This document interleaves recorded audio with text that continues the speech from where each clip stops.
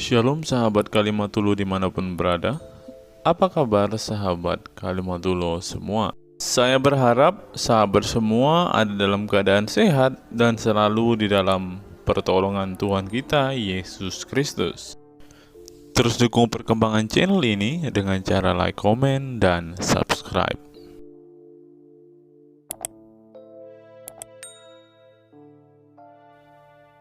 Mana caranya? Berarti harusnya diperagakan dua Bukan kali seperti kalau itu. dua-duanya benar. Begini Mas Edis. Gimana? Dengar Mas Edis. Gimana? Dengar. Sallu kama ra'aituni usolli kata Rasulullah. Sholatlah kalian kamu sebagai sebagaimana dengar kamu dulu, melihat iya. saya sholat. Masalahnya begini, Nah. yang dilihat Muhammad waktu mereka sholat, waktu umat melihat Muhammad sholat, itu yang benar yang mana? Yang begini atau yang begini? Kalau Anda bilang dua-duanya. Mustahil dua-duanya, karena waktu Isra Mi'raj cuma diajarin satu gerakan. Pertanyaan saya, dari mana tahu Mas Edis kalau Allah mengajarkan satu gerakan? Berarti kalau dua-duanya benar, berarti Allah memperagakannya dua kali. Belum tentu. Lu gimana? Kayak gitu kalau oke, kalau begitu yang mana yang diperagakan? Dengar. Begini benar. Begini juga Dengar, benar. dengar. Dua-duanya benar. Aduh. Begini Mas Edis, dengar. Mas Edis mengklaim seolah-olah ini membedakan antar orang berjalan. Mana orang berjalan yang benar antara berjalan melenggok-lenggok dan Beda. berjalan lurus? Itu gini Bang. Sama. Apa Dengar bedanya? dulu Bang, dengar Apa Bang. bedanya? Saya ini penggemar Mana? Wiro Sableng. Pendekar kapak maut Ya. kapak maut naga geni 212.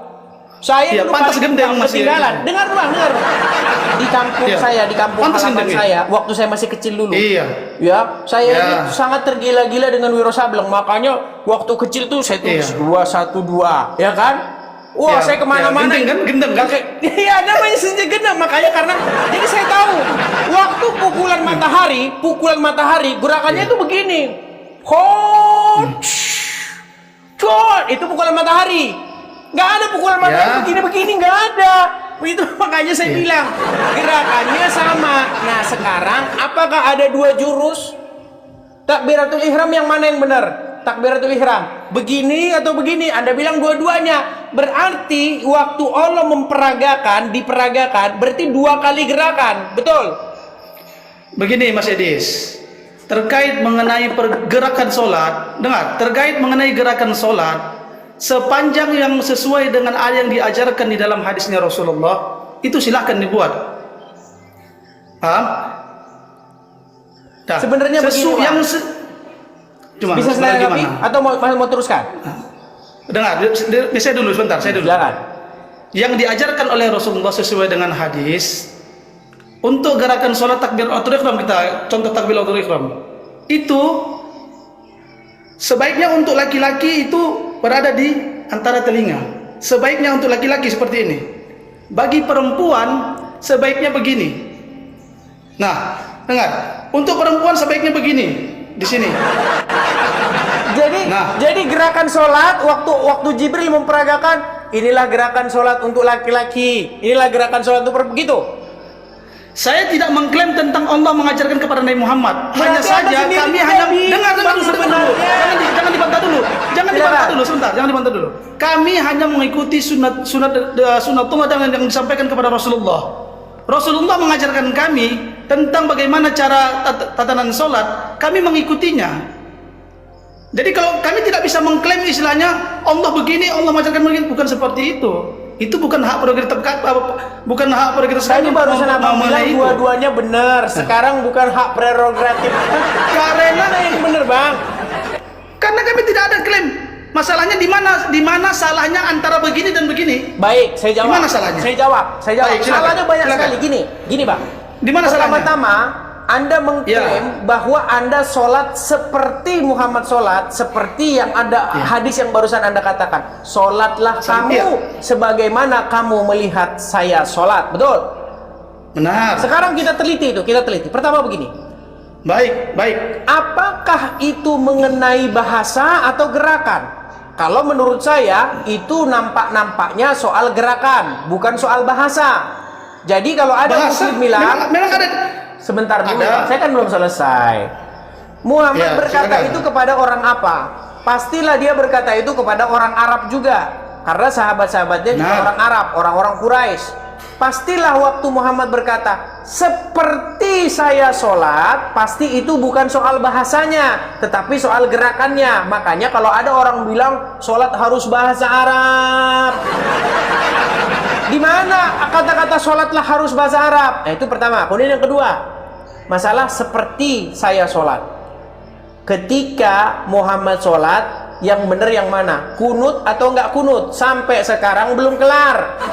Takbiratul ihram, apakah begini atau begini? Sampai sekarang juga belum kelar. Makanya ada mazhab Syafi'i, mazhab Hanafi, mazhab Hambali, beda-beda sholatnya. Bacaan basmalah saja waktu Al-Fatihah beda-beda.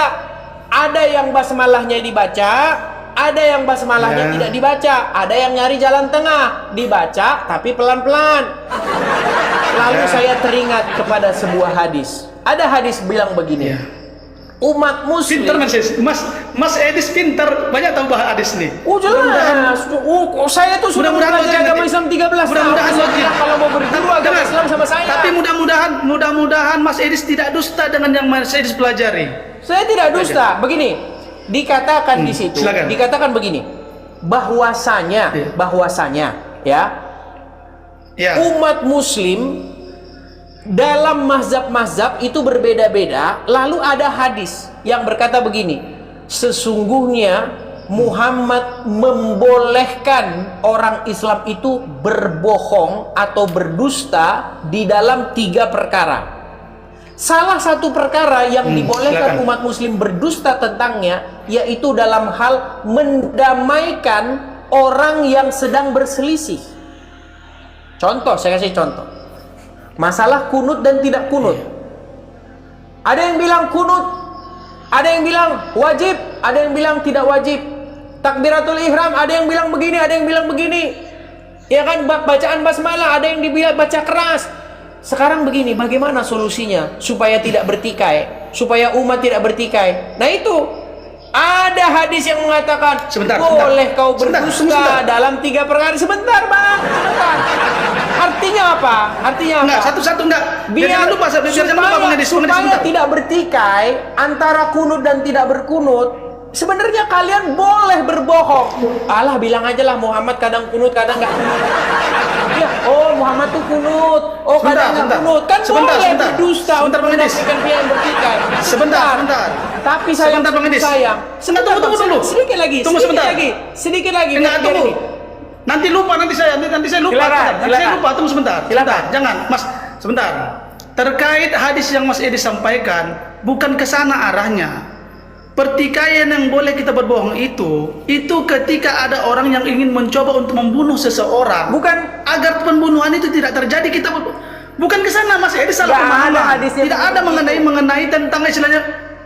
Nggak ada hadisnya begitu. Berarti Mas Edi nggak tahu ceritanya. Coba kutip hadisnya. Nggak ada di situ masalah pembunuhan. Mas Edis coba di mana Mas Edis mendapatkan pengertian tentang masalah perbedaan itu, tentang mengenai perbedaan hadis itu pemahaman berbunyi tentang begini. macam. Coba. Hadis itu berbunyi begini, bahwa Muhammad mengizinkan umat muslim berdusta dalam 3 perkara. 1, di dalam peperangan. Iya. Nggak ada di situ dalam bilang mau bunuh, enggak. Kedua, dalam hal mendamaikan pihak-pihak yang sedang berselisih. Nggak ada di situ berselisih dalam hal pembunuhan, nggak ada. Berselisih, titik. Berselisih itu luas. Sebentar bang, jangan anda katakan bahwa aduh katanya saya bisa ngomong ini, dipotong terus. Kemudian dalam Mas Edis begini, sebentar. Mas Edis melarikan Mas Edis itu mengalihkan antara mengenai tentang perselisihan, melarikannya kepada perbedaan mazhab, bukan ke sana arahnya. Oke, terjadi nggak perselisihan antar mazhab? Kutanya sama abang, terjadi perselisihan nggak antara mazhab? Perbedaan mazhab benar adanya. Itu dan bisa dimaklumi. Nah, iya benar perselisihan, tapi tidak menjadi pertikaian. Perselisihan belum tentu menjadi pertikaian. Nah, makanya saya perselisihan tidak untuk memastikan menjadi suatu pertikaian. mendamaikan pertikaian itu supaya tidak terjadi pertikaian dan tidak terjadi saling membunuh satu sama lain, maka diizinkan boleh berdusta. Makanya bilang aja, oh kadang-kadang Bukan kesana. kunut, kadang-kadang nggak kunut boleh. Gimana? Itu Mas Boleh Edis. kok berdusta. Jadi dengar penonton. Pertikaian. Ini pelarian. Ini pelarian framing. Mas Edis sudah framing. Ini melarikan, tidak ke sana arahnya. Sebenarnya terkait mengenai istilahnya bolehnya berbohong. Jika ada seseorang yang ingin membunuh seseorang yang lain, Anda boleh berbohong. Kenapa? Karena supaya jangan terjadi Itu pembunuhan. penjelasan Anda, bukan hadisnya. melibatkan Hadisnya tidak mengenai berbunyi perbedaan begitu. pendapat. Sama, Anda juga demikian. Anda Hadisnya juga tidak penjelasan berbunyi Anda masalah melarikan ke sana. pembunuhan, Bang. Hadisnya berbunyi masalah Hadisnya juga tidak pertikaian. berbunyi tentang masalah perbedaan pendapat. Perbedaan pendapat tidak Pertikaian sama dan dengan pertikaian. perselisihan. Pertikaian itu yang mengakibatkan. Ya. Pertikaian Bang, itu sekarang aku tanya sama bisa Abang. terjadi pembunuhan. Coba, Kalau Abang jujur perbedaan dulu, Bang. pendapat belum tentu. Nah, silakan. Oke, Bang. Jujur, Saya sama-sama sama jujur. Mas ini juga jujur ya. Jangan berdusta. Sekarang saya tanya. Silakan. Sekarang saya tanya. Betul atau tidak? Ya. Pertikaian antara sesama umat muslim memakan korban. Betul atau tidak? Dan lihat dari perspektifnya seperti apa? Pertikaian apa dulu? Bang, saya tanya. Pertikaian apa yang Sejarah harus diceritakan? membuktikan sebentar dulu, Bang. Sejarah membuktikan pertikaian antar golongan di dalam agama Islam memakan korban banyak jiwa, betul? Saya tidak tahu pertikaian apa yang Anda maksud. Apa tahu katanya? Nggak jelas. Bang, Nggak di jelas. Timur Tengah. Tidak jelas. Sebentar dulu. Aduh, dengar. Di Timur Tengah sana itu pertikaian sesama Muslim antara Syiah dan Sunni, Mana? saling bunuh-membunuh. Lu, abang nggak tahu. Antara, lu bang, antara, bang, dengarkan dulu bang, bang dengarkan ya bang ya.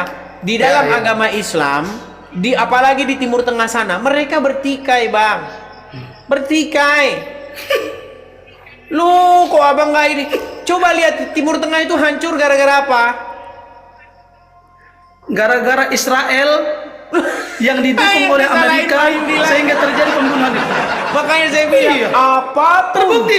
Itu dunia, bro. apapun Itu masalahnya, istri will penyebab. Heran lo yang disalahin Yahudi, Wahyudi. Ketika Muhammad meninggal, konflik antara umat Islam itu terjadi. Antara Muawiyah dan Ali bertikai, terjadilah perang Siffin. Antara Ali dan Aisyah bertikai, terjadilah perang Jamal, terjadilah perang Karbala. Perang mereka, kalau ditanya umat muslim, itu kan karena adu domba Wahyudi, itu karena adu domba Abdullah bin Sabah. Masa kalian yang bertikai yang disalahin Wahyudi? Kenapa sih istri Will selalu salah di mata Anda? Apa salahku? Begini. Nah, dengar. Oke, saya jawab. Terkait perperangan yang terjadi di Timur Tengah dari sejak meninggalnya Rasulullah, itu biasa adanya istilahnya orang yang istilahnya mencoba membelot. Sedangkan masa Rasulullah, di saat masa Rasulullah hidup aja masih banyak yang membelot, apalagi setelah beliau meninggal.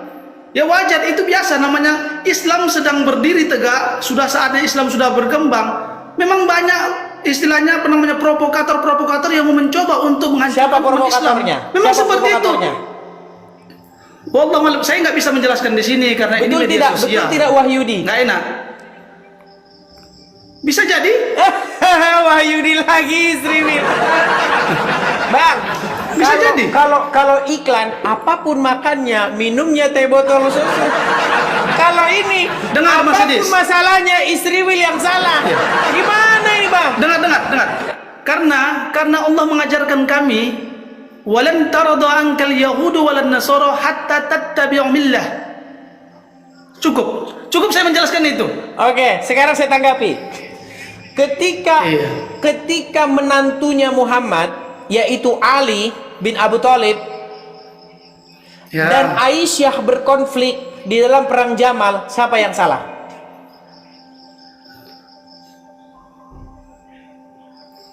Menurut Anda siapa salah? Loh, saya tanya Anda Muslim kan? Aisyah. Anda tahu? Aisyah di dengan pasukannya bersama dengan Zubair bin Awam, bersama dengan Tolha, terus Ali dan pasukannya, mereka bertemu di Basrah dikatakan. Lalu mereka bertempur, ribuan kaum muslim tewas di situ. Sekarang saya tanya, yang benar yang salah mana? Ali atau Aisyah? Jangan berusaha, jangan sebentar. Yang salah Aisyah atau Ali?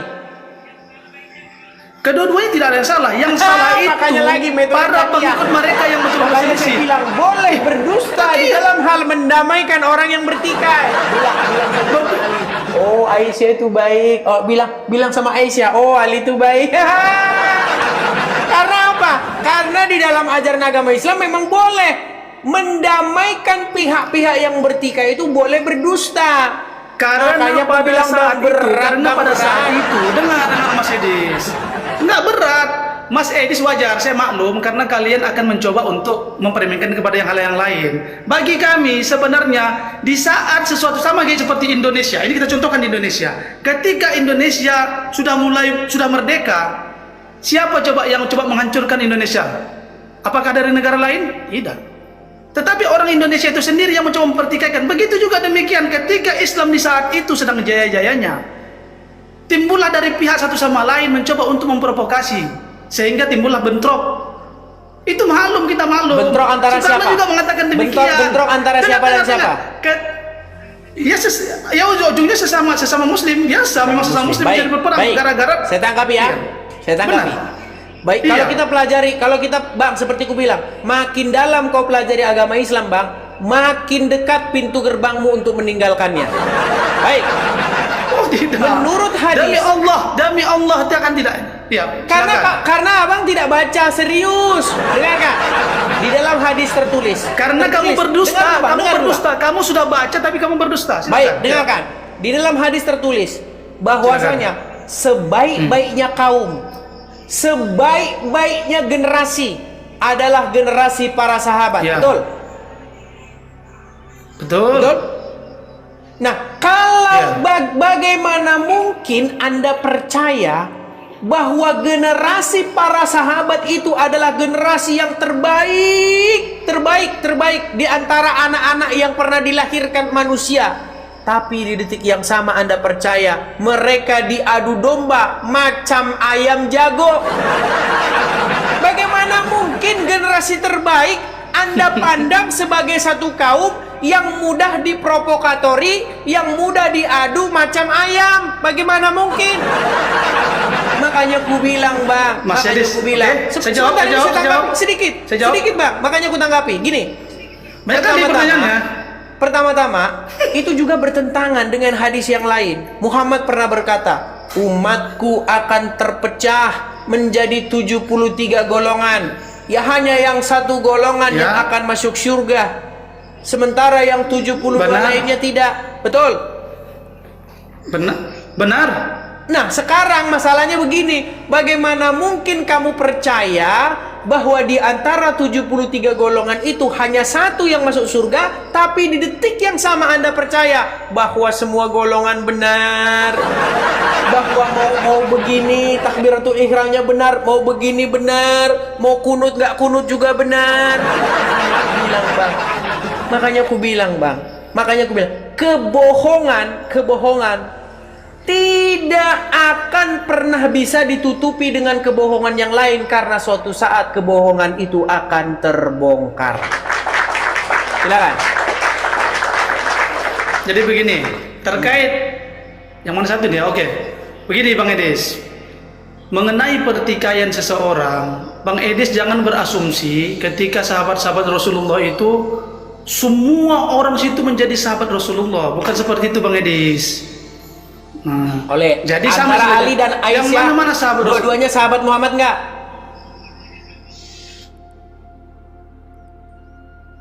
Macet antara Ali dan Aisyah, Bang. Teman-teman melihat dia macet, nampak-nampaknya dia sudah mengkasih kode kepada istrinya untuk mematikan wifi. Bukan jaringan kurang bagus ya? Halo? Gimana, Bang? Biasanya kalian begitu, Bang. Matikan wifi, kita sudah babak belur. Gimana? Bukan, tidak ada yang babak belur. Anda yang memframing. Sekarang Anda tanya sama Bang. Jadi begini. Aisyah dan Ali dua-duanya sahabat Muhammad nggak? Ya. Aisyah adalah siapa Aisyah? Istrinya Muhammad. Istri Rasulullah. Ya, dia termasuk sahabat nggak? Ya kenapa dibilang sahabat? Termasuk golongan sahabat nggak? Bukan istri Nabi. Oke, gini aja. Tidak. Ali dan Muawiyah sama-sama sahabat nggak mereka? Muawiyah siapa? Muawiyah itu golongan, Ali menantu Iya. Rasulullah. Mereka sahabatnya Muhammad nggak? Anda makanya Anda biar tahu siapa sahabat Rasulullah. Enggak, saya tanya dulu. Kenapa lari ke Antara Muawiyah? Ali dan Muawiyah, mereka sama-sama sahabatnya Muhammad nggak? Ali real. Sudah dikasih kode-kode macet-macet. Matikan wifi itu, bro. Matikan, hidupkan. Sahabat supaya macet-macet. Bukan. Demi Allah tidak ada prank. Itu apa masih disampaikan nih? Sudah mulai dia memacet-macetkan Nggak ada sinyalnya, ini memang betul kurang baik di sini. sebagai tanda-tanda ingin kabur. Ayo. Enggak, saya nggak lancar? akan kabur. Saya tidak akan pernah kabur dengan hal ini. Oke, antara Ali dan Saya mau Muawiyah, menjadi Zainal apakah Abidin dua-duanya Masjid. sahabat Muhammad? Ali menantu sekaligus sahabat Rasulullah, sementara Muawiyah belum tentu sahabat Rasulullah. Berarti Muawiyah pengkhianat. Bukan, karena Muawiyah belum semua. Muawiyah itu kan banyak. Belum Muawiyah tentu, itu tapi banyak, itu udah golongan. mulai. Metode takiyah dinyalakan. Aduh. Obat takiyah. Jadi sulit Itu ini, menurut ini Anda benar-benar memframing, berat, Mas Aris memframing. ini berat. Anda memframing. Anda mungkin pertanyaan Anda sudah tidak menyambung. Saya tanya, Kalau Muawiyah Anda- sahabatnya sebentar. Muhammad Kalau nggak? Anda- Kamu bilang bahwanya Dengar dulu. Dengar. Gimana ini? Muawiyah, makanya Mas Aris harus tahu. Muawiyah itu siapa Muawiyah? Muawiyah siapa Muawiyah? Masih ditanya, Muawiyah itu siapa? Coba jelaskan. Tadinya dia pembenci Muhammad, lalu dia menjadi pembela Muhammad. Sebagian, bukan Muawiyah itu, karena itu Muawiyah itu golongan, paham? Muawiyah itu golongan, bukan perorangan. Ya, itu aslinya merujuk kepada Muawiyah. Gimana sih? Itu arti, Dan keturunannya itu baru artinya merujuk kepada Anda, golongan. itu Begitu artinya juga Anda Ali. menggolongkan Ali pun nanti semua. merujuk kepada golongan, yaitu golongan Syiah. Tapi sinyal Anda udah macet-macet ini, aduh.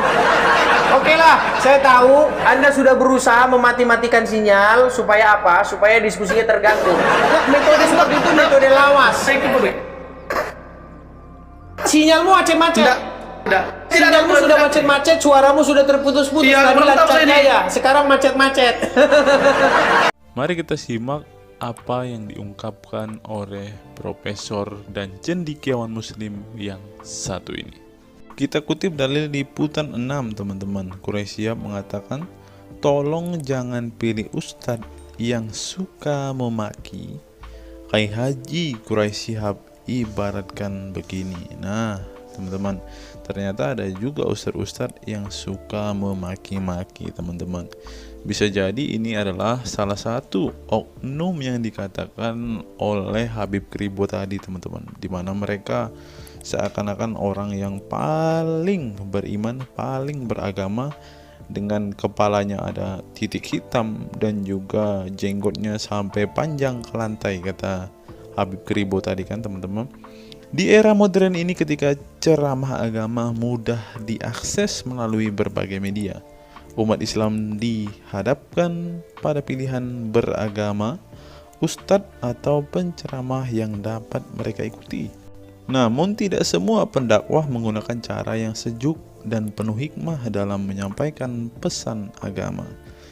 Menanggapi fenomena ini, wah ini ternyata sebuah fenomena nih, teman-teman. Berarti sudah sering terjadi nih, teman-teman. Profesor Kiai Haji Quraisy Shihab, seorang cendekiawan muslim, terkemuka menekankan pentingnya memilih ustadz yang tidak memaki-maki dalam dakwahnya. Quraisy Shihab mengingatkan bahwa dakwah adalah ajakan kepada kebaikan yang harus disampaikan dengan cara yang baik pula.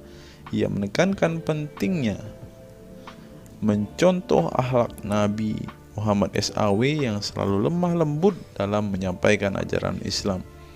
Mengutip sabda Nabi Muhammad, barang siapa yang beriman kepada Allah dan dan hari akhir, hendaklah ia berkata baik atau diam.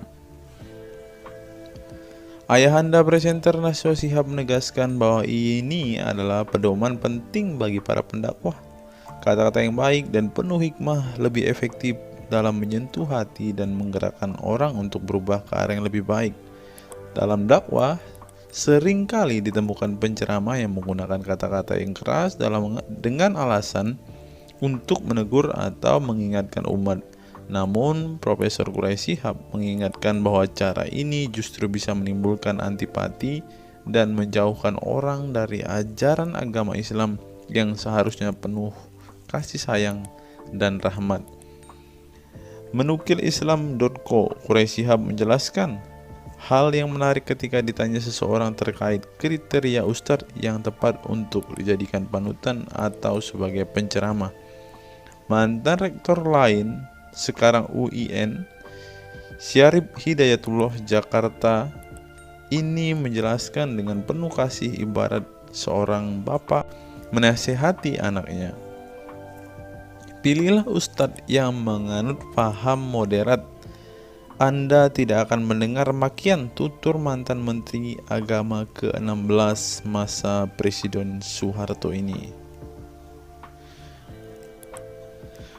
Quraisy Shihab menjelaskan bahwa ustadz yang wasatiyah akan terbuka untuk dikritik dan tidak fanatik dengan satu pandangan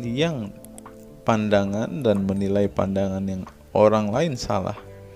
Quraisy Shihab menjelaskan bahwa ustadz wasatiyah akan terbuka untuk dikritik dan tidak fanatik dengan satu pandangan dan menilai pandangan orang lain salah. Ustadz yang wasatiyah memahami bahwa jalan menuju agama itu besar dan memiliki jalan-jalan kecil untuk menuju jalan besar itu. Karena dalam rincian ajaran agama yang Tuhan tanyakan adalah hasilnya, misalnya 5 tambah 5, 10, tapi bisa juga 7 tambah 3, lanjutnya. Salah satu ciri ustadz yang wasatiyah menurutnya adalah berpengetahuan luas. Ustadz yang berpengetahuan luas akan mampu menilai dan menghargai suatu pendapat, sedangkan ustadz yang sempit pengetahuannya akan mudah menyalahkan. Semakin luas pengetahuan seseorang, semakin besar toleransinya. Semakin sempit, semakin bodoh tandasnya. Nah, teman-teman muslim, silahkan kalian mau milih ustadz yang modelnya seperti ini. Karena ustadz yang berilmu itu seperti yang dikatakan oleh Bapak Quraisy Shihab ini, bahwa mereka pasti adalah orang yang sangat toleransi. Tetapi jika ustadzmu kamu dapati tidak bisa bertoleransi atau orang yang intoleran, maka mereka bisa dikatakan ustadz yang BODOH, kata Quraisy Shihab. Nah, pertanyaannya adalah, apakah Zuma termasuk standar ustadz yang baik atau ustadz yang toleran? Mari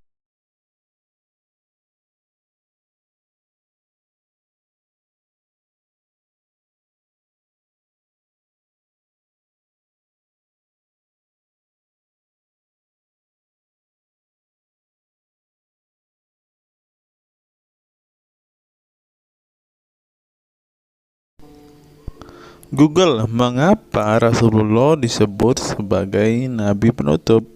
Apa alasannya? Alasannya mengapa Nabi SAW disebut Rasul terakhir adalah karena Allah SWT telah menunjukkan langsung sebagai penutup para nabi dan rasul.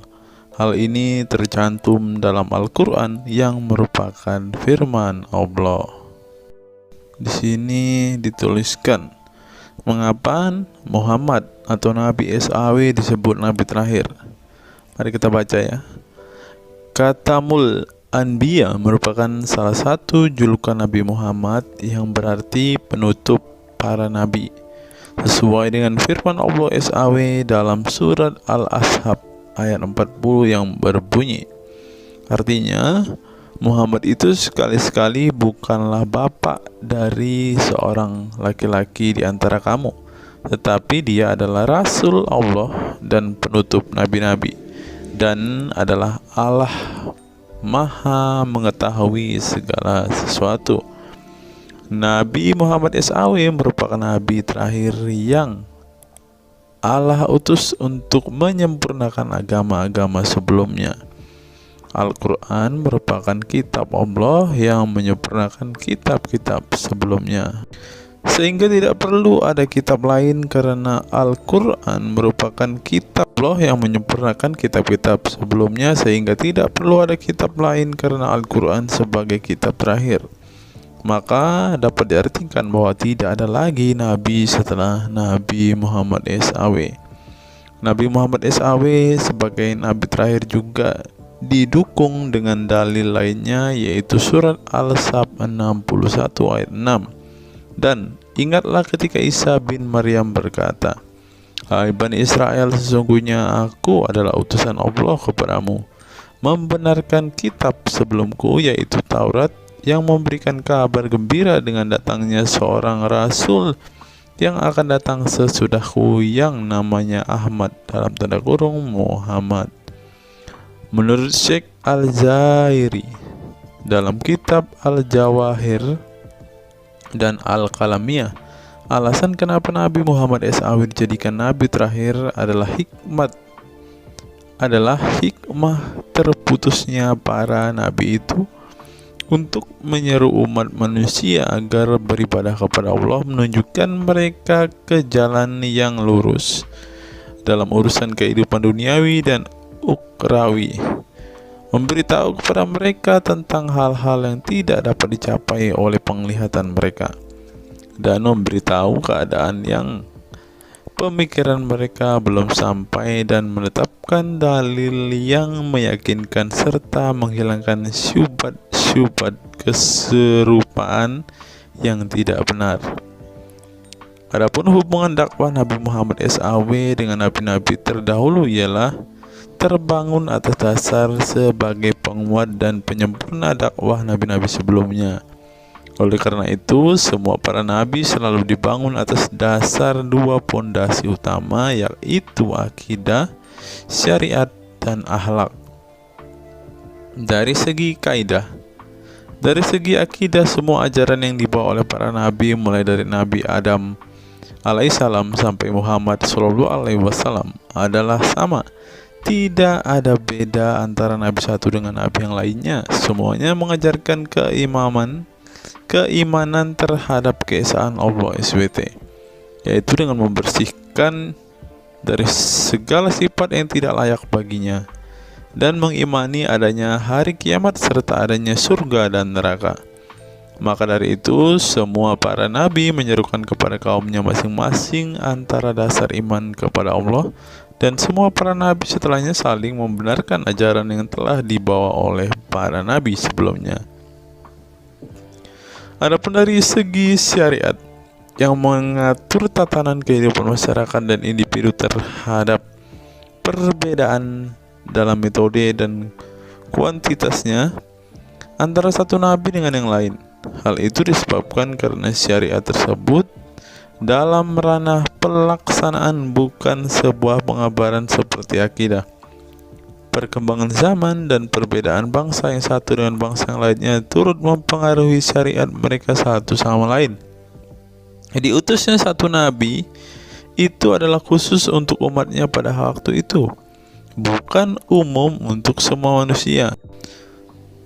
Sebuah hukum syariat terbatas dalam ruang lingkup yang sempit sesuai dengan umatnya pada waktu itu secara khusus. Nah, dari bagian pertama ini kita mengetahui teman-teman mengapa Rasulullah ini dikatakan sebagai nabi penutup, karena Rasulullah juga mengajarkan kepada keesaan Allah, teman-teman.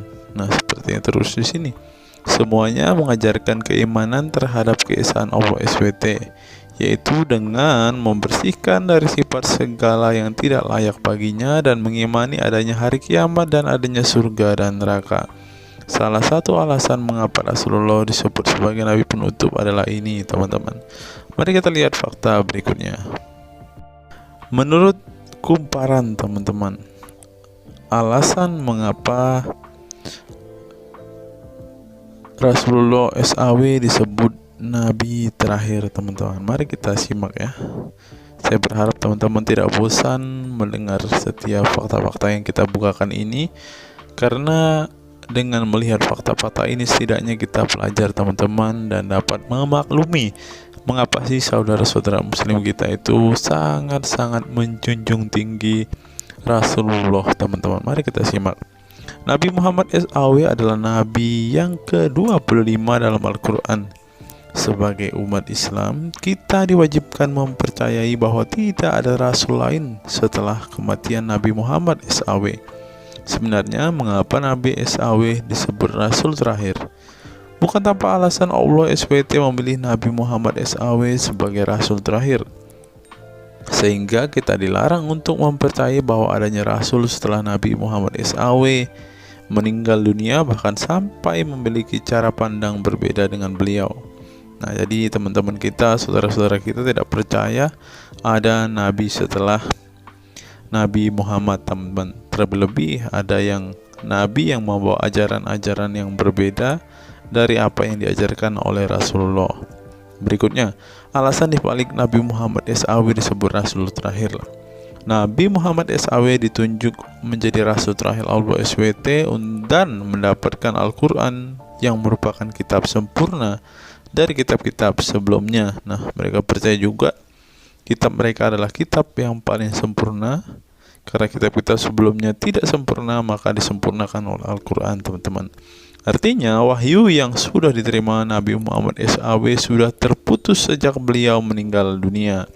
Ibnu Katsir menjelaskan, ini merupakan nikmat Allah Subhanahu wa Ta'ala yang terbesar atas umat ini. Allah Subhanahu wa Ta'ala telah menyempurnakan untuk mereka agama mereka, sehingga mereka tidak lagi membutuhkan agama selain agama mereka. Mereka tidak pula membutuhkan nabi selain nabi mereka. Oleh karena itu, Allah Subhanahu wa Ta'ala menjadikannya sebagai penutup para nabi. Allah Subhanahu wa Ta'ala mengutus beliau kepada manusia dan kepada jin. Nah, jadi teman-teman, Rasulullah juga bukan hanya dikirim kepada umat muslim, kepada manusia-manusia yang percaya dan memutuskan untuk memeluk agama Islam saat ini, ternyata juga kepada para jin, teman-teman. Allah Subhanahu wa Ta'ala berfirman, artinya Muhammad itu sekali-kali bukanlah bapak dari seorang laki-laki di antara kamu, tetapi dia adalah Rasulullah dan penutup nabi-nabi, dan adalah Allah Maha mengetahui segala sesuatu.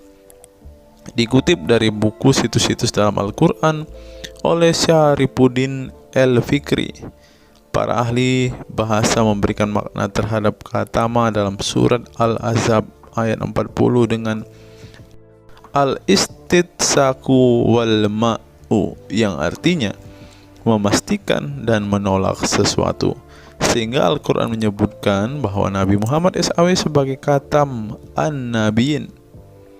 Artinya pasti tidak ragu beliau seorang nabi terakhir dan menolak orang mengaku di kemudian hari. Adapun alasan dibalik Nabi Muhammad SAW sebagai rasul terakhir dijelaskan oleh Syekh Al-Zairi dalam Al-Jawahir Al-Kalamiyah. Sebenarnya Nabi kita Muhammad dikatakan sebagai penutup para nabi itu hanya karena sesungguhnya hikmat terputusnya para nabi itu menyeru umat manusia agar beribadah kepada Allah, menunjukkan mereka ke jalan yang lurus dalam urusan kehidupan duniawi dan ukhrawi, memberitahu kepada mereka tentang hal-hal yang tidak dapat dicapai oleh penglihatan mereka, dan memberitahu keadaan yang pemikiran mereka belum sampai, dan menetapkan dalil yang meyakinkan serta menghilangkan syubhat-syubhat keserupaan-keserupaan yang tidak benar. Karena itu, umat manusia tidak memerlukan lagi kepada nabi sesudah Nabi Muhammad, sebab syariatnya telah mencapai batas kesempurnaan. Dan dari alasan inilah tampak jelas tentang rahasia terusnya beliau untuk seluruh umat manusia, dan keberadaan beliau sebagai manusia yang paling utama dalam segi fisik serta halaknya. Demikianlah penjelasan singkat mengenai Nabi Muhammad SAW sebagai Rasul terakhir. Semoga dengan mengetahuinya dapat menambah meneladani beliau sebagai sosok yang sempurna. Yang perlu diingat, jangan menghujat ya teman-teman. Mengutip sindonews.com, inilah ke-10 keistimewaan Rasulullah. Yang pertama, air liur Rasulullah menjadi obat. Dari Sahl bin Sa'ad berkata, saat Rasulullah dan para sahabat akan berperang di Khaibar, Rasulullah bersabda bahwa ia akan memberikan bendera kepada seorang pria yang cinta dan dicintai oleh Allah dan Rasul-Nya, dan Allah akan memberikan kemenangan. Rasulullah mencari Sayyidina Ali. Akan tetapi para sahabat mengatakan bahwa Ali sedang mengalami sakit mata. Rasulullah memerintah para sahabat untuk mendatangkan Ali kepada beliau. Kemudian Rasulullah meludahi kedua matanya dan mendoakannya. Seketika itu sakit matanya sembuh seakan-akan tidak ada bekas sakit sebelumnya. Kemudian sahabat Talq bin Ali mengaku pernah digigit kalajengking di kakinya. Lalu Nabi meludahi kakinya dan mengusapnya. Seketika hilang sakit dan berhenti darahnya keluar. Talq bin Ali mengatakan, aku digigit oleh kalajengking ketika aku di dekat Nabi Muhammad, lalu beliau meludahi kakiku dan mengusapnya. Yang kedua, rambut beliau membawa berkah. Sahabat Khalid bin Walid radhiyallahu anhu tak pernah kalah di medan perang. Di setiap perang, Khalid selalu meraih kemenangan dan membuat nyali musuh ketakutan. Ternyata penyebabnya tak lepas dari keberkahan rambut Nabi Muhammad yang selalu dia bawa ketika perang. Rambut beliau juga dijadikan sebagai obat bagi orang sakit. Yang ketiga, keringat Nabi Muhammad menjadi minyak wangi. Anas bin Malik menceritakan keberkahan keringat Nabi Muhammad sebagai minyak wangi. Beliau mengatakan, Nabi masuk ke rumah kami dan beliau qailullah, tidur siang di tempat kami. Ketika tidur itu Nabi berkeringat, kemudian ibuku datang membawa botol dan keringat Nabi Muhammad ditampung ke dalam botol itu. Kemudian ketika Nabi bangun dari tidurnya, beliau bertanya kepada ibuku, wahai Ummu Sulaim, apa yang sedang engkau perbuat? Ummu Sulaim mengatakan, ini keringatmu wahai Rasulullah, aku jadikan minyak wangi dan ini adalah minyak wangi yang paling wangi. Yang keempat, tidak memiliki bayangan. Asyadid Muhammad bin Alawi Al-Maliki dalam kitabnya Mafahim Yazid Antus Hahaha menyebut di antara kekhususan Nabi Muhammad adalah tidak memiliki bayangan. Karena memang beliau adalah cahaya dan cahaya tidak pernah memiliki bayangan. Nabi tidak memiliki bayangan meskipun ada sinar matahari. Ini didukung oleh doa Nabi yang meminta kepada Allah untuk dijadikan sebagai cahaya. Hal ini disebutkan oleh Imam Muslim dalam hadis yang menjelaskan tentang bacaan Nabi dalam doa sujudnya. Ya Allah, jadikanlah di dalam hatiku cahaya, di pendengaranku cahaya, dalam penglihatanku cahaya, di sebelah kananku cahaya, di sebelah kiriku juga cahaya, di depanku cahaya, dan di belakangku cahaya, serta di atasku cahaya, juga di bawahku cahaya, dan jadikanlah untukku cahaya. Dalam riwayat lain juga disebutkan, jadikanlah aku cahaya. Yang kelima, tidak pernah menguap. Dalam kitab Al-Qashais Al-Kubra, Imam Asyuyuti menyebutkan riwayat Nabi Muhammad yang sepanjang hayat tidak pernah menguap. Ditakris oleh Imam Al-Bukhari dalam kitabnya Al-Tariq dan juga Ibnu Abi Saibah dalam Musannafnya, dan dari Isa Ibnu Sa'ad dari Yazid bin Al-Asham Beliau berkata bahwa Nabi Muhammad tidak pernah menguap sama sekali. Yang keenam, hati beliau tidak pernah tidur. Keistimewaan lainnya adalah kedua mata beliau tertidur, namun tidak demikian dengan hati beliau. Suatu waktu Nabi Muhammad pernah ditanya oleh istrinya Sayyidah Aisyah tentang tidurnya selepas sholat witir. "Wahai Rasulullah, apakah engkau tidur setelah sholat witir?" Beliau menjawab, "Betul Aisyah, sesungguhnya mataku tertidur dan tetapi hatiku tidak pernah tidur." Ini sejalan dengan apa yang disebutkan beliau bahwa para nabi tidaklah tidur kecuali hanya mata mereka saja yang terpejam. Hati mereka tidak pernah tidur dari berzikir kepada Allah Ta'ala. Dan begitu juga para nabi tidur hanya matanya saja, sedangkan hatinya tidak pernah tidur. Yang ketujuh, jubah beliau sembuhkan orang sakit. Asma bintu Abu Bakar radhiyallahu anhu bertaburuk dengan jubah Nabi.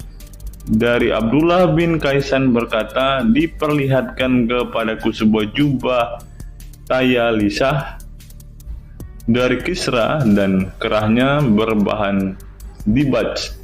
Juga kedua sisinya dijahit dengan dibaj." Asma berkata kepada budaknya, "Wahai Abdullah, jubah ini dahulu ada pada Aisyah hingga ia wafat. Setelah Aisyah wafat, aku pun mengambilnya. Dulu Rasulullah sering memakai jubah ini. Kami pun biasa mencuci jubah ini dengan air untuk menyembuhkan orang yang sakit." Kedelapan, darah bekam Nabi diminum sahabat. Darah Rasulullah benar-benar barokah. Sahabat Abdullah bin Zubair radhiyallahu anhu pernah meminum darah Nabi. Diceritakan Abdullah datang kepada Rasulullah ketika beliau sedang berbekam. Setelah Rasulullah selesai, maka beliau memberikan darah berbekam itu sambil berkata, "Pergilah dan sembunyikan darah ini dari manusia." Maka aku pergi dan meminum darah itu. Selepas itu aku mendatangi Rasulullah kembali. Lalu Rasulullah bertanya, "Apa yang kamu lakukan?" Abdullah menjawab, "Aku sudah sembunyikan darah itu di tempat yang tidak boleh dilihat oleh manusia." Baginda Nabi berkata lagi, "Jangan-jangan kamu telah meminumnya?" Beliau menjawab, "Ya, aku telah meminumnya, wahai Rasulullah." Setelah meminum darah itu, Nabi Muhammad berkata kepada Abdullah, "Sungguh engkau telah menjaga dirimu dari api neraka." Yang kesembilan, tidak pernah ihtilam atau dalam tanda kurung mimpi basah. Ihtilam adalah keluarnya air mani karena sebab mimpi atau fantasi. Di Indonesia sering disebut dengan mimpi basah. Dan itu tidak pernah terjadi pada Nabi Muhammad.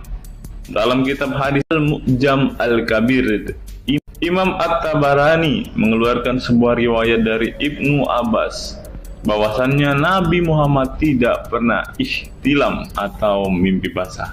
Yang ke-10 yang terakhir, teman-teman, dapat melihat dan mendengarkan ringkihan langit. Dari sahabat Abu Jar, Nabi Muhammad bersabda, "Sesungguhnya aku melihat apa yang kalian tidak lihat, dan aku mendengar apa yang kalian tidak dengar, ringkihan langit. Dan memang pantas langit bersuara ringkih, karena di setiap jarak 4 jari di langit ada malaikat yang menaruh keningnya dan sujud kepada Allah. Demi Allah, seandainya kalian mengetahui apa yang aku ketahui, kalian akan sedikit tertawa dan banyak menangis." Keistimewaan lain dari Nabi Muhammad disebutkan ketika beliau buang air tidak ada bekasnya sama sekali. Dalam kata lain, semua kotoran beliau ditelan bumi, tak sedikit pun yang tertinggal. Beliau juga mampu melihat ke belakang dengan jelas sebagaimana beliau melihat ke depan. Itulah ke-10 keistimewaan Nabi Muhammad yang juga menjadi bukti kenabian beliau. Rasulullah adalah manusia sebagaimana umatnya, akan tetapi Allah menjadikan beliau sebagai manusia yang tidak seperti manusia pada umumnya.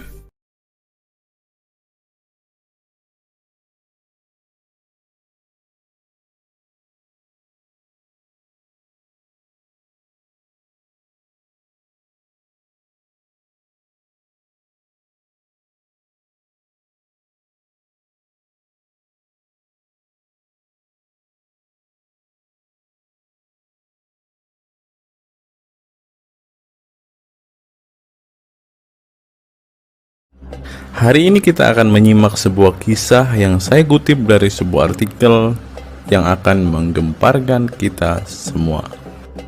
Karena kisah ini berisi sebuah cerita tentang para sahabat Nabi Muhammad yang katanya masuk surga.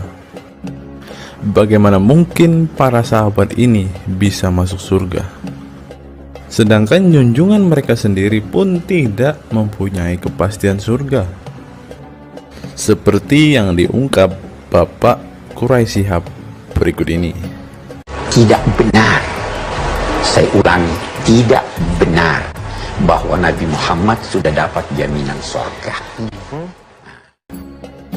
Mendengar apa yang dikatakan Bapak Quraisy Shihab tadi, jelaslah bahwa Rasulullah pun tidak pasti masuk surga. Bagaimana mungkin para sahabat masuk surga jika sang junjungan sendiri tidak punya kepastian surga? Memang sedikit aneh sih teman-teman.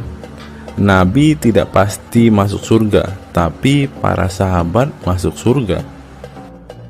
Mungkinkah para sahabat lebih baik dari sang Nabi? Untuk itu, mari kita simak kisah para sahabat Nabi berikut ini dan temukan alasan mengapa mereka bisa masuk surga. Kisah sahabat Nabi Muhammad SAW yang dijamin masuk surga oleh Allah SWT. Semua manusia pasti menginginkan masuk surga Allah SWT, namun tidak semua jiwa bisa masuk surga. Ada banyak tantangan dan perjalanan yang sangat panjang yang harus dihadapi umat Islam hingga mendapat kesempatan ala SWT untuk masuk surga. Itu juga belum tentu langsung masuk surga. Mungkin harus ke neraka untuk menghapus dosa-dosa terlebih dahulu. Meski demikian, kita bisa belajar dari kisah sahabat Nabi Muhammad SAW yang dijamin masuk surga Allah. Mereka tidak begitu saja mendapat tempat yang keindahannya kekal abadi. Berbagai ujian keimanan dan fisik dalam mengarungi kehidupan mereka di jalan Allah SWT. Siapa sajakah sahabat Nabi SAW yang dijamin masuk surga? Simak selengkapnya dalam ulasan berikut ini. Kisah sahabat Nabi Muhammad SAW yang dijamin masuk surga. Dalam sebuah hadis terdapat 10 sahabat Nabi SAW yang masuk surga. Hadis tersebut berasal dari Abdurrahman bin Auf radhiyallahu anhu. Ia berkata, Rasulullah SAW bersabda.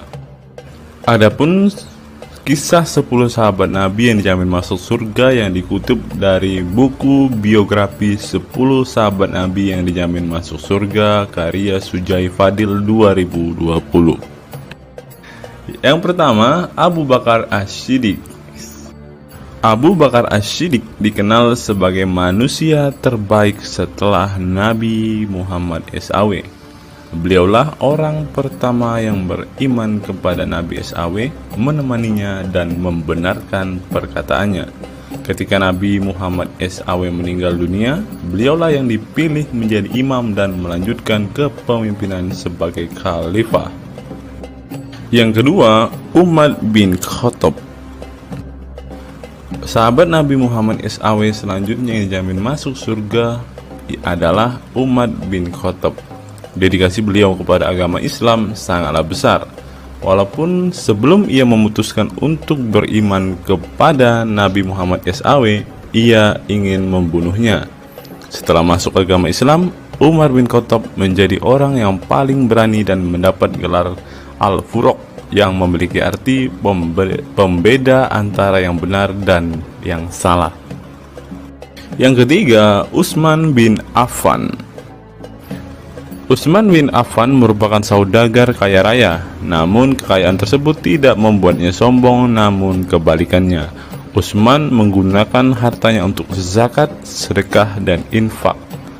Setelah meninggalnya Umar bin Khattab, beliau melanjutkan kepemimpinannya dan juga melanjutkan tugas untuk menyusun mushaf Al-Quran.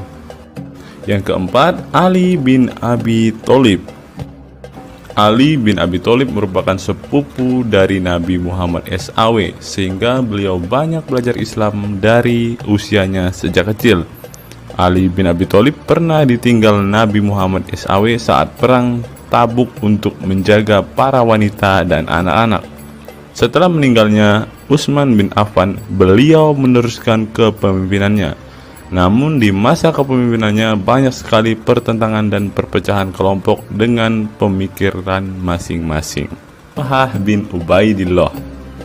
Meski tak seterkenal para khulafaur rasyidin, namun beliau merupakan sosok perlindung bagi Nabi Muhammad dalam perang Uhud dengan menangkis anak panah dengan tangannya hingga kehilangan jari-jarinya. Selain itu, Thalib bin Ubaidillah disanjung karena kebaikan hati dan sedekah beliau. Yang keenam, Zubair bin Awam. Zubair bin Awam merupakan orang pertama yang berani mencabut pedangnya di jalan Allah SWT saat ia menduga ada orang musyrik yang sewenang-wenang kepada Nabi Muhammad SWT. Perjuangannya untuk masuk ke Islam tidaklah mudah. Beliau sempat disiksa oleh pamannya sendiri agar tidak mengikut Nabi Muhammad SAW. Yang ketujuh, Abdurrahman bin Auf. Abdurrahman bin Auf merupakan seorang saudagar yang kaya raya. Walaupun seorang yang berlimpah harta, beliau banyak menggunakan hartanya untuk kaum muslimin. Ketika mendengar bahwa dirinya akan masuk surga, Abdurrahman bin Auf khawatir apakah layak masuk surga dan merasa dirinya bukanlah siapa-siapa. Yang kedelapan, Sa'ad bin Abi Waqqas. Sa'ad bin Abi Waqqas merupakan paman Nabi Muhammad SAW dari ibunya. Ketika mendengar Islam di Mekah, Sa'ad langsung menghampiri Nabi Muhammad SAW untuk beriman kepada Allah SWT dan Rasulnya. Sa'ad bin Abi Waqqas merupakan orang pertama yang meletakkan anak panah di jalan Allah SWT. Beliau juga dipilih menjadi komandan perang Qadisiyah dan diangkat menjadi gubernur Kufah di masa kepemimpinan Utsman bin Affan. Yang kesembilan, Sa'id bin Zaid. Apabila seseorang yang mampu membuat Umar bin Khattab yang keras bisa masuk ke dalam Islam, beliau adalah Sa'id bin Zaid dan istrinya Fatimah bin Khattab. Beliau mengadakan pertemuan di Darul Arqam dan sebelumnya menyampaikan dakwah di dalamnya. Sa'id bin Zaid tidak pernah absen dari peristiwa penting dan peperangan bersama Nabi Muhammad SAW kecuali di perang Badar. Yang ke-10, Abu Ubaidah bin Zarah. Abu Ubaidah bin Zarah merupakan seorang sahabat Nabi Muhammad yang lemah lembut namun cekatan. Beliau termasuk salah satu generasi pertama yang masuk Islam. Ketika perang Uhud, dua gigi depannya copot, malah tampilan dirinya makin bagus. Giginya ompong dikarenakan ia mencabut dua rantai yang masuk melalui lubang kancing topi besi di wajah Nabi Muhammad SAW karena terkena tebasan. Dari 10 kisah tadi, semua sahabat Nabi itu terkenal dengan perbuatan baiknya. Apakah standar umat muslim masuk surga adalah dengan berbuat baik? Perbuatan baik tentu tidak dapat menyelamatkan. Seorang ustadz pernah berkata seperti ini. Mengantarkan kita masuk ke surga itu bukan amal perbuatan kita. Kita semua masuk ke dalam surga Allah kelak itu lantaran mendapat anugerah dari Allah dan mendapat rahmat dari Allah. Jadi bukan karena amal ibadah kita. Apa tanggapan teman-teman setelah menyimak kisah ini?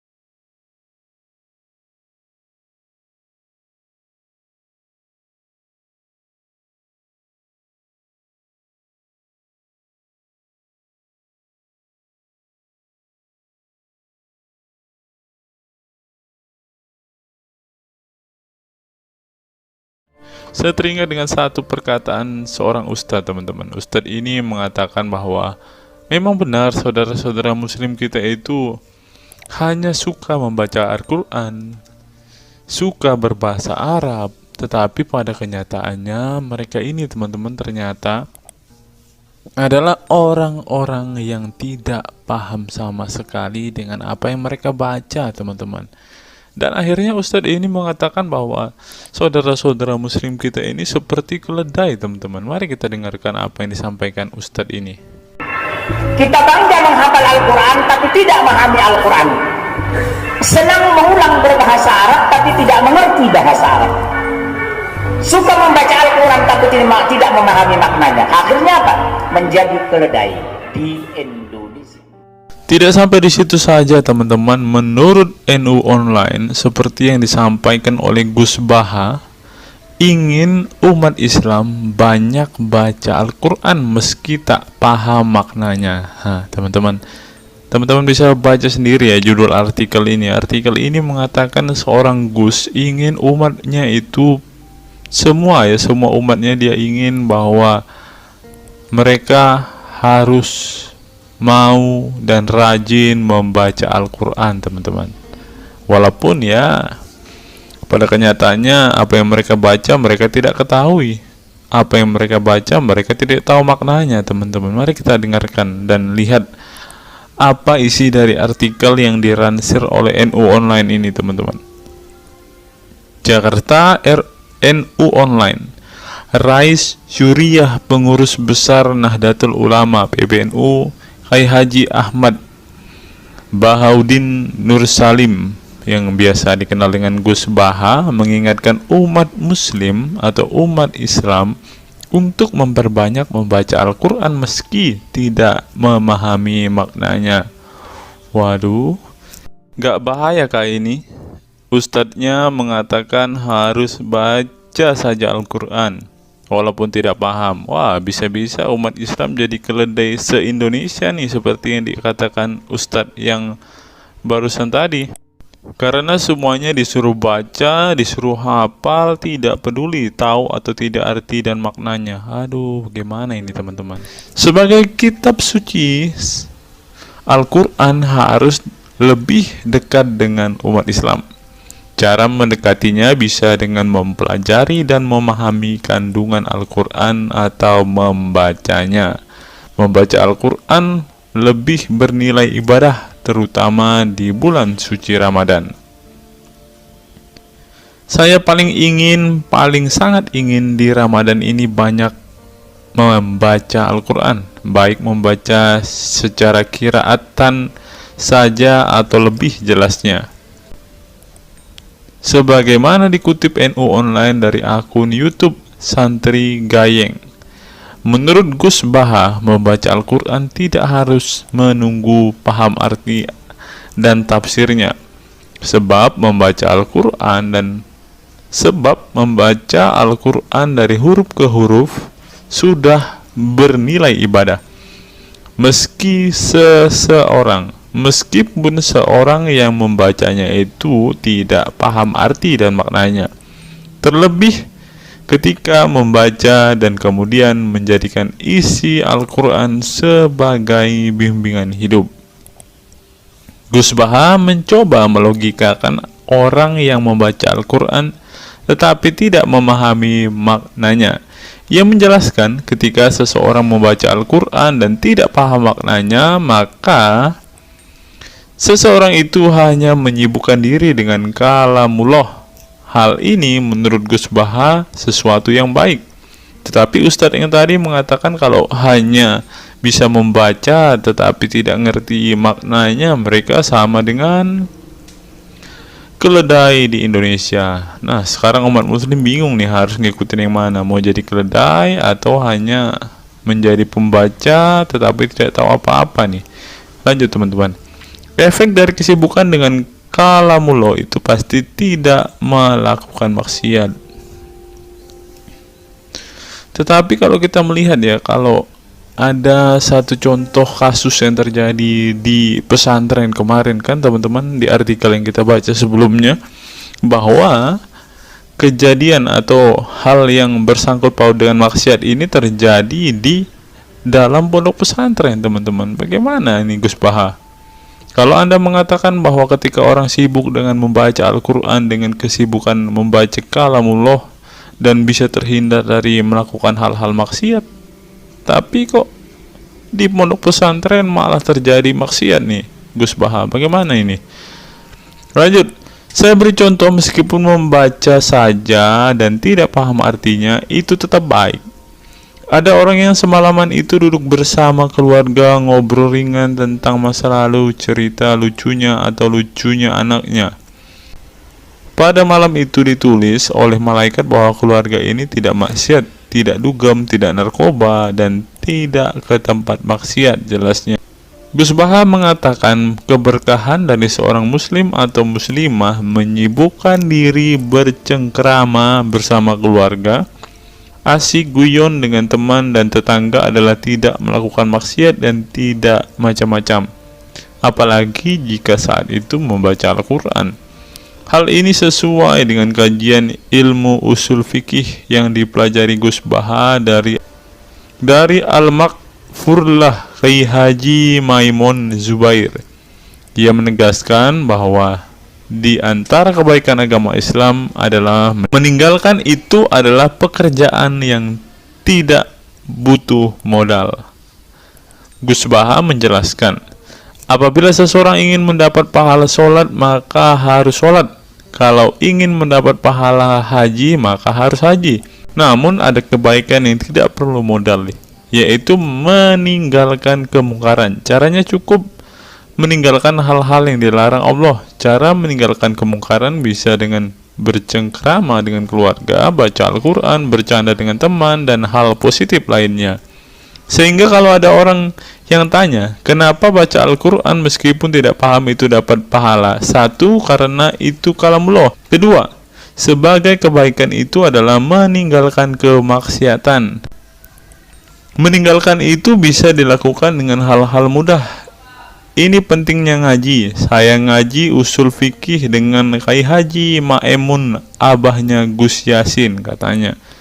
Gus Baha mengaku sejak kecil ia sudah terbiasa membaca dan mempelajari Al-Quran, bahkan hingga saat ini. Kebiasaan Gus Baha mempelajari Al-Quran yang berlangsung puluhan tahun ini membuatnya memiliki kecintaan yang mendalam dengan kitab suci yang diturunkan kepada Nabi Muhammad itu. Ia juga membaca banyak literatur klasik maupun modern untuk memahami Al-Quran. Kemudian melakukan diskusi dengan banyak pakar Al-Quran dari berbagai daerah dan negara tentang berbagai tema. Tetapi syukur-syukur bacanya Al-Quran itu paham. Artinya paham sesuai dengan kapasitas masing-masing. Saya mulai kecil hingga sekarang masih ngaji Al-Quran, masih belajar, juga masih terus mencari ilmu. Ucap pengasuh pondok pesantren Tahfidzul Quran LP3 IA Rembang, Jawa Tengah itu. Nah teman-teman, setelah mendengarkan apa yang dikatakan Ustadz Munzir Situmorang dan juga Gus Baha ini, taulah kita sekarang mengapa ketika ada debater Islam yang berdebat dengan saudara-saudara apologet Kristen kita, mereka tidak paham sama sekali dengan Quran mereka, dengan hadis mereka, karena ya seperti ini teman-teman. Membaca Al-Quran, menghafal Al-Quran itu adalah sebuah ibadah bagi kepercayaan mereka teman-teman. Walaupun mereka tidak paham apa yang mereka baca, walaupun mereka tidak mengerti sama sekali apa yang mereka baca teman-teman, yang penting dibaca saja, itu adalah sebuah amal baik. Nah teman-teman, kita belajar bahwa ketika apologet Kristen berdebat dengan para apologet Islam atau dengan para polemikus Muslim, inilah yang terjadi teman-teman. Mereka tidak paham sama sekali ketika mereka ditanya isi hadis dan Qur'annya. Karena pada intinya atau pada kenyataannya, seperti pengakuan dua ustadz ini tadi, bahwa memang benar umat muslim itu hanya senang membaca, hanya suka membaca hanya suka mengimani tetapi tidak paham sama sekali dengan apa yang mereka baca dan imani, teman-teman. Sebagai contoh, teman-teman, kita kalau melihat perdebatan antara Gurunda Zuma dengan apologet-apologet Kristen ya, ketika Zuma ditanyakan ayat-ayat Al-Quran atau hadis-hadisnya, Zuma pasti tidak pernah menjelaskan ayat dan hadis itu, teman-teman. Alasannya ya kita tahu ya, sekarang ternyata memang Zuma pun ternyata hanya hafal, hanya suka membaca tetapi tidak paham dan tidak mengerti sama sekali dengan apa yang mereka baca dan hafalkan, teman-teman. Ya, jadi kita bisa ambil kesimpulan bahwa orang-orang model seperti ini sama seperti keledai di Indonesia, seperti yang diungkapkan oleh Ustadz Munzir Situmorang tadi, teman-teman.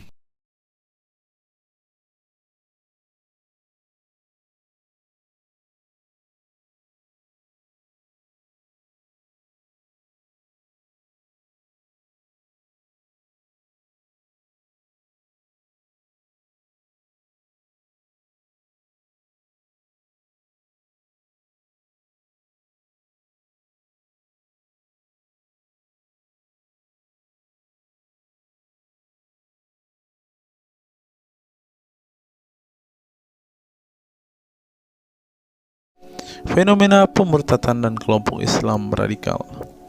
Sejumlah sarjana Islam mengemukakan hukuman seorang murtad adalah hak prerogatif Tuhan, bukan wewenang manusia.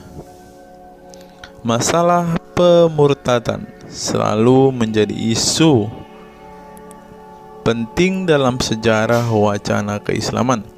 Dalam Islam, tindakan atau sikap seseorang muslim meninggalkan agama Islam, baik dengan perkataan maupun dengan perbuatan, disebut dengan ridah atau irtidad dalam bahasa Arab.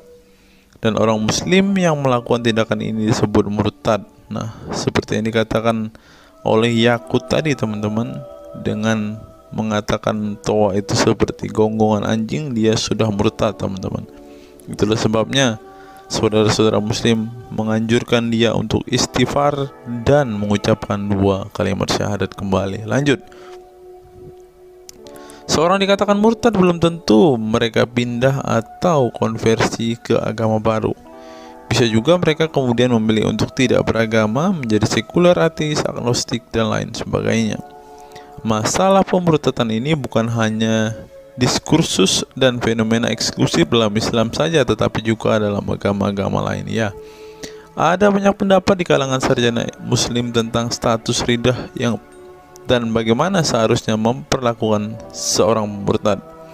Ada yang berpendapat ridah adalah masalah kepolitikan, bukan masalah teologi keagamaan, sehingga orang yang keluar dari Islam murtad tidak perlu dikenai hukuman apapun, termasuk hukuman pembunuhan. Karena itu akan bertentangan dengan doktrin Islam dan Al-Quran yang menggaransi kebebasan bagi seseorang untuk beriman dan beragama atau tidak beriman dan tidak beragama. Bagi mereka, sejarah hukuman pembunuhan bagi orang-orang yang keluar dari Islam lebih mengacu pada fenomena dan alasan sosial politik belaka. Dengan kata lain, kata murtad bagi mereka mengacu pada pengertian pembangkangan politik ketimbang pemberontakan teologis. Tak ada konsensus mengenainya. Tetapi ada pula yang berargumen bahwa masalah pemurtadan adalah masalah teologi keagamaan, sehingga orang yang mendeklarasikan diri keluar dari Islam harus dihukum bunuh seperti yang dipraktikkan oleh generasi Islam pasca wafatnya Nabi Muhammad. Menariknya, sejumlah sarjana Islam terkemuka, baik klasik maupun kontemporer, baik Sunni maupun Syiah, sebut saja seperti Muhammad bin Ahmad al-Saraki, Abu al-Walid al-Baji, Ibrahim al-Naqi, Ibnu al-Human, Buharuddin al-Mahinani, hingga Ali Goma, Husin Ali Mutazir, Zafed Ahmad Gamidi, dan Torik Ramadan menyatakan tidak ada konsensus daripada ulama tentang hukuman bunuh bagi seorang murtad. Mereka juga menegaskan bahwa hukuman seorang murtad adalah hak prerogatif Tuhan, bukan wewenang manusia. Nah, sekarang kalau kita melihat, ada seorang ustadz mengatakan, siapa namanya itu, Abdul Somad, bilang bagi yang murtad darahnya halal. Nah, gimana ya dengan Abdul Somad ini, teman-teman? Dia sudah tidak menghidupi apa yang diajarkan oleh pendahulu-pendahulunya, teman-teman. Lanjut, masalah sejarah dan fenomena pemurtadan dalam Islam ini dengan baik dikupas oleh Abdullah Said dalam Freedom of Religion, Apostasy and Islam, atau Taha Jabir Al-Wani dalam Apostasy in Islam, Historical and Scriptural Analysis. Tulisanku ini tak bermaksud membahas secara lebih dalam dan detail tentang pemurtadan ini, tetapi ingin menyajikan sejumlah fenomena pemurtadan di kalangan masyarakat Islam kontemporer, di mana banyak orang-orang yang memilih keluar dari Islam bukan lantaran menghadapi peliknya masalah teologi keislaman misalnya, melainkan dikarenakan telah muak menyaksikan perilaku Islam itu sendiri, khususnya kalangan muslim ekstremis. Nah, ini juga yang buat saudara-saudara kita muslim murtad, teman-teman. Nggak tahu ya Abdul Somad termasuk orang yang Islam atau muslim yang ekstremis atau enggak ya, karena dia bilang siapa yang murtad darahnya halal. Bisa jadi Somad salah satu Islam ekstremis. Berikutnya, faktor trauma.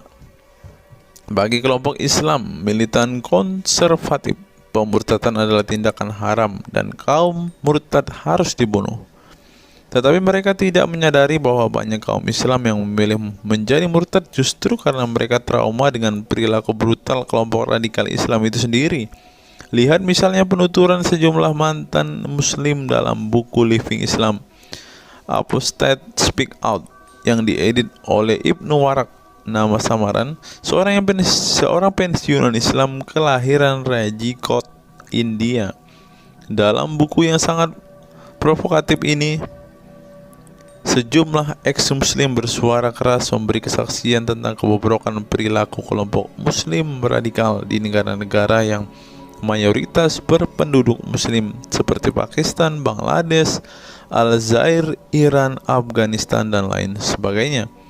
Para penulis buku ini sebelumnya merupakan para sarjana aktivis muslim yang taat saleh sampai akhirnya mereka menyaksikan momen-momen mengerikan dalam hidup mereka hingga akhirnya mereka menyatakan goodbye pada Islam. Lihat teman-teman, mereka ini adalah saksi keekstriman Islam, teman-teman. Kini mereka memilih menjadi Kristen, agnostik, ateis, humanis, sekularis, free thinker, dan lain sebagainya. Setelah mendeklarasikan dari emoh pada Islam, mereka kemudian pada umumnya memilih tinggal di Barat, khususnya Amerika Serikat, Kanada, Eropa Barat, dan Australia. Karena kalau mereka tinggal di Arab ya pasti dipenggal, teman-teman. Sebagai suaka baru mereka dengan pertimbangan satu, masalah ketidakamanan jika mereka tinggal di negara asal mereka, sebab seorang yang pindah agama dihukumi murtad dan mereka itu bisa dibunuh. Nah, benar apa yang saya katakan tadi kan, teman-teman. Yang kedua, lantaran di Barat ada jaminan soal kebebasan beragama. Nah, kalau di negara asal mereka hanya satu agama, teman-teman. Kalau mau meluk agama lain ya siap-siap dipenggal karena darahnya halal. Inilah ajaran Islam yang asli. Berikutnya, buku yang ditulis oleh kaum murtad ini penting untuk disimak sebagai kritik tajam atas tindakan radikalisme agama yang dilakukan oleh, meminjam istilah Muhammad Said Asmani, kelompok ekstrim yang sering menebarkan kekerasan dan kebencian dalam menyampaikan pesan-pesan keagamaan, tanpa disadari bahwa perilaku sadis dan barbar mereka telah menyebabkan sebagian umat Islam frustasi dan kehilangan kepercayaan terhadap agama mereka, kemudian memilih hengkang dari Islam. Ini menunjukkan bahwa masalah pemurtadan atau proses konversi tidak semata-mata masalah teologi keagamaan, tetapi juga sosial, politik, dan ekonomi. Itulah yang dialami Ibnu Warraq, Ali Sina, Anwar Saik, Faisal Muhammad, Syarek Malik, Samia Libini, Abul Qasem, dan masih banyak lagi. Semula mereka adalah para pemeluk Islam saleh yang kemudian memilih keluar dari agama ini setelah mereka mengalami dan menyaksikan peristiwa tragis dalam sejarah hidup mereka.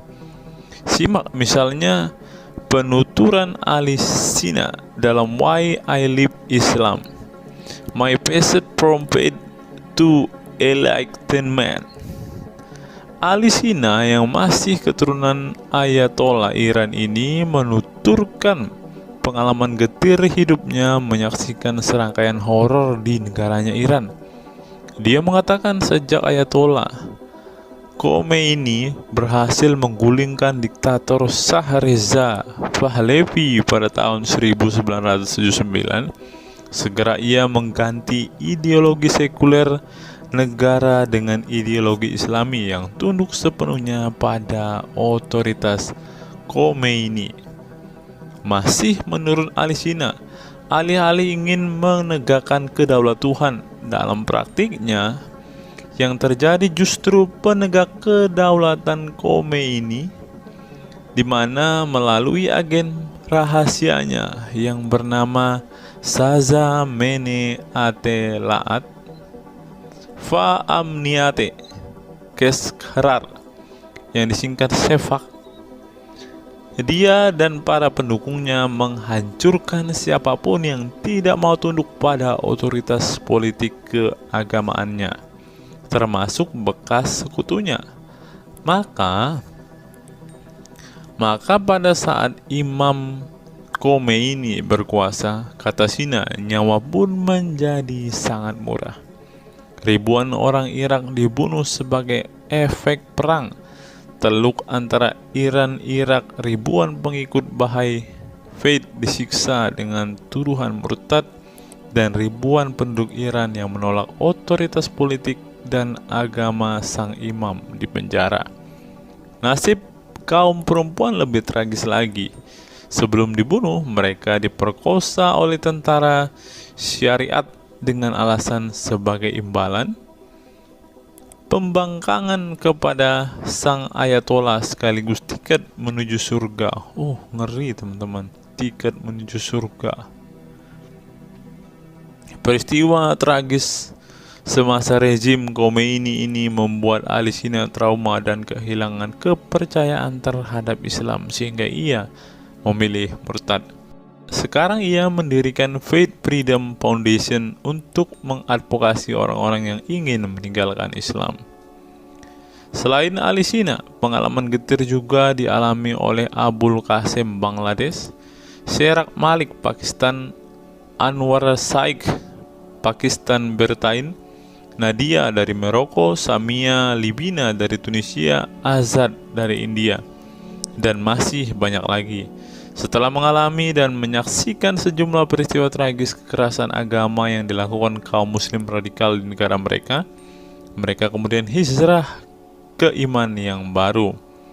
Memang tidak bisa dipungkiri di negara-negara berbasis Islam itu telah terjadi sejumlah peristiwa sadis yang dilakukan sekelompok rezim muslim militan dan kaum radikal agama demi ambisi politik kekuasaan mereka.